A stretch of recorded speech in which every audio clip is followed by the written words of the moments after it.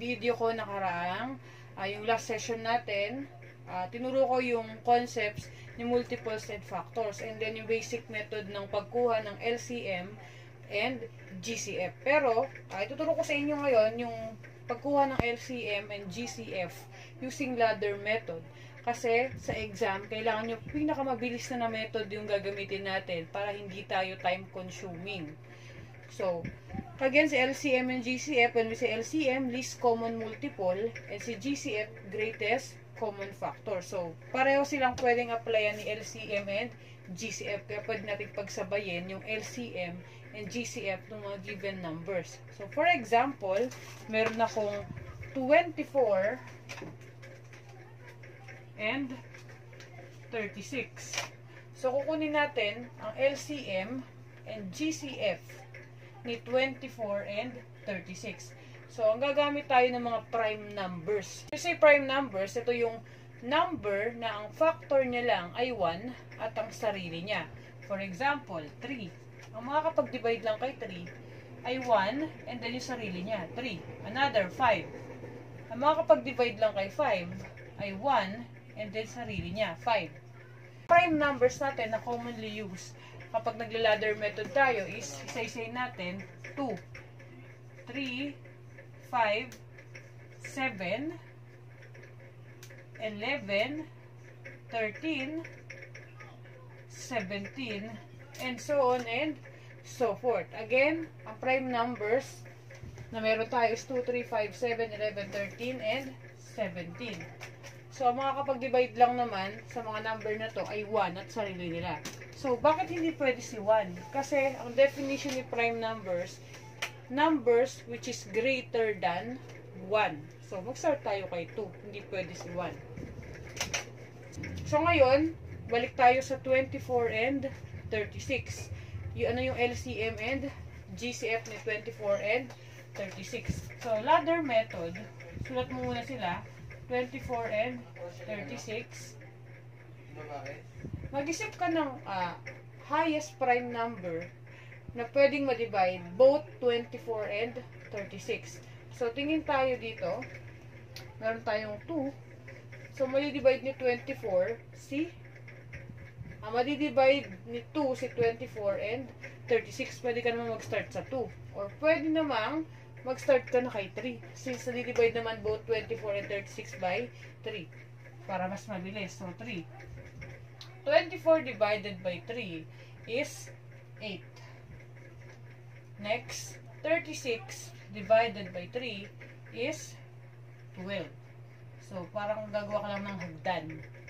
Kaya siya ladder method. Next, ano naman yung highest prime number na pwedeng ma-divide both si 8 and 12? Of course, meron ka na lang na 2. So, divide. 8 divided by 2 is 4. 12 divided by 2 ay 6. So, gawa ko ulit ng line. So, anong makakapag-divide kay 4 and 6? Of course, si 2 ulit. Pwede. 4 divided by 2 is 2. 6 divided by 2 ay 3. So, yung natira natin, kita nyo naman, 2 and 3 na lang, parehong prime number na din. Si 2 and 3 ay prime number. So, stop ka na dyan. So, paano naman makuha si LCM and GCF na itong ginawa natin na ladder number? So, yung given natin 24 and 36. So, si GCF, pag multiply mo lang itong mga number na to. 3, 2, 2. Lahat ng nasa left side. 3 times 2 times 2. Next, si LCM, kasama itong nasa left, plus kasama yung dalawang natira. So, magiging 3 times 2 times 2. Meron pang times 2 times 3. Equals. So, ang GCF natin, yung left lang. Si LCM, kasama yung left saka yung natira sa baba.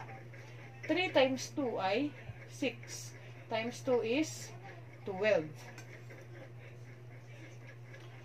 Next naman natin, so ang GCF natin is 12. So next natin, LCM, 3 times 2 is 6. Times 2 is 12. Times 2, 24. 24 times 3 ay 72.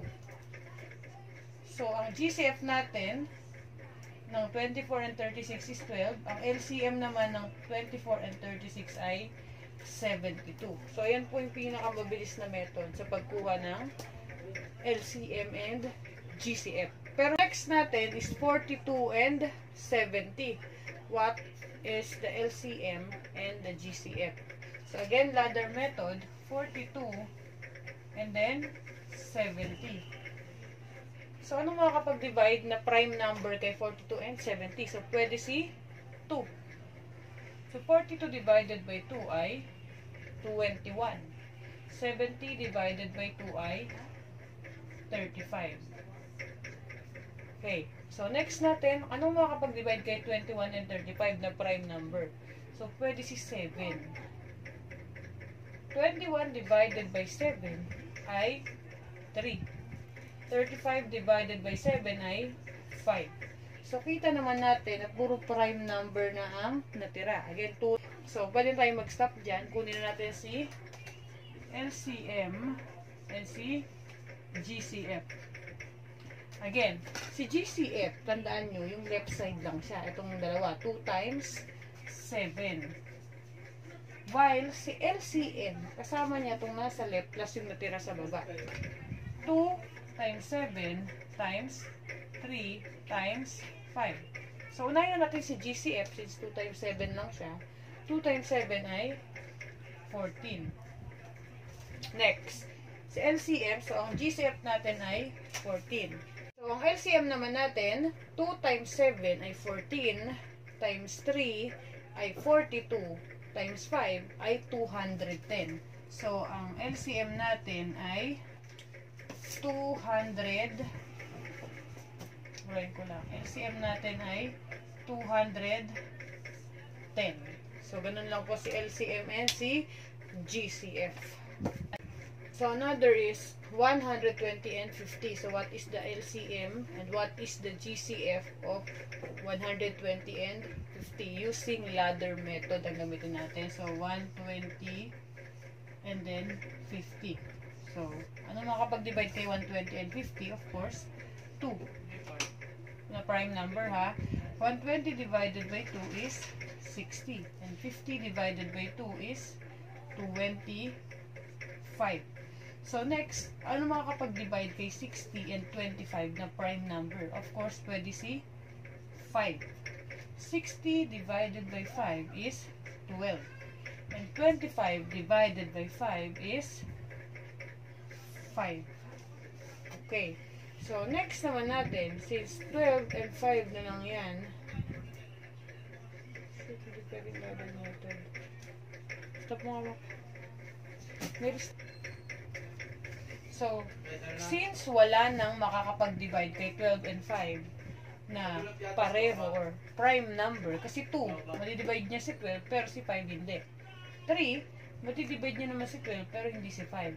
Kung 5 naman, madidivide niya si 5 but not 12. So, stop na tayo dyan. Pwede na natin kunin si GCF and si LCM. So, si GCF natin is yung nasa left side lang natin, which is the 2 and 5.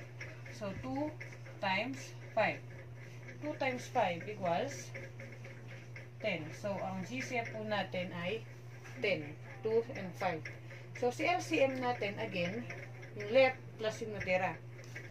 2 times 5 times 12 times 5 equals 2 times 5 is 10 times 12 is 120. 120 times 5 is 600. So, ang LCM natin is 600. So, again, mapapansin nyo, kapag ladder method yung ginagamit natin, si 12 and 5 yung pinakalas natin, since wala nang makakapag-divide sa kanya na common, na prime number, dun sa, madidivide sila pareho, stop ka na. Ang gagamitin mo na is 2, 5, 12, and 5 para makuha si GCF and si LCM. So, last one natin is 27, 90, and 84. So, paano kung tatlo? What is the LCM? What is the GCF? So, pwede mo pagsabay-sabay niyan using ladder method. So, ilista lang ulit natin. 27, 90, and 84. So, ang makakapag-divide sa kanila na prime number is 3. Divisible silang tatlo. 27 divided by 3 is 9. 90 divided by 3 ay 30. And 84 divided by 3 is 28. So, kapag kaganyan, ano naman yung prime number na madidivide? Dapat silang tatlo. 9, 30, and 28. Pwede sana ng 3, pero silang dalawa lang yung madidivide ng 3. Kasi si 28, di naman siya na-divide ni 3. How about 2? Si 28 lang. Pero si 28 and si 30 lang ang na-divide ni 2. Pero si 9, hindi. Okay. So, kapag kaganyan, stop na tayo. Since wala naman ng prime number na makakapag-divide kay 9, 30, and 28 na parehong prime number. Isang prime number lang ang ma-divide sa kanila tatlo. Wala na.